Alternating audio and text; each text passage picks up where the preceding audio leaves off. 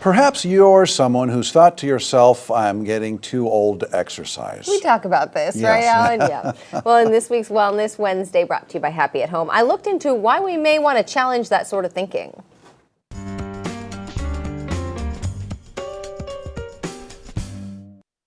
I move around here a lot. It's constantly moving from desk to desk, place to place, and I actually purposely print to the far side of the building so that I get extra steps during the day. That's our IT engineer, Ray Smith, who might as well wear a Superman cape. He's constantly flying around the news station, fixing the constant problems our team creates.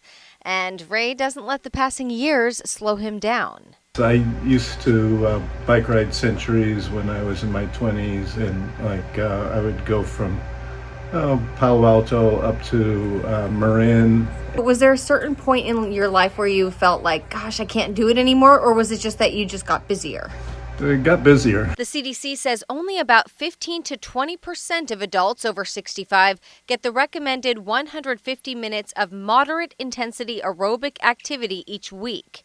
And what I hear from most people in my age group or older is, I'm just too old. So I asked Chico-based physical therapist Alan Hivale if that's a valid excuse. People are told a lot of times, like, oh, well, it hurts, you should stop doing it. Right. And I think that's almost counterintuitive a little bit, of like we almost scare people away from exercising, when really as we age, I think exercise is even more important. Okay.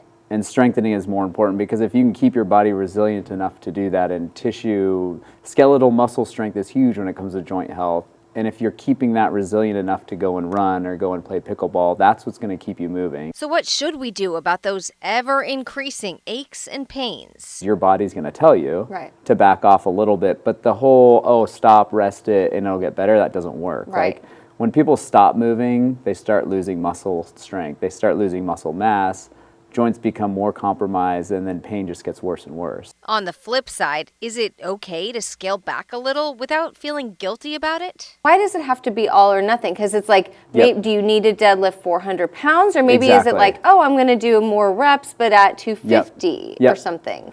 And that's a great point, because I have a lot of older patients that we use the word deadlift and people are scared of a deadlift. But really a deadlift is you bending down to pick a bag of groceries off the ground. Right. It's still a deadlift, but it's not 400 pounds. Right. And so then we get into this world of functional strength training, which deadlifting is a very functional strength activity if we're doing it the right way.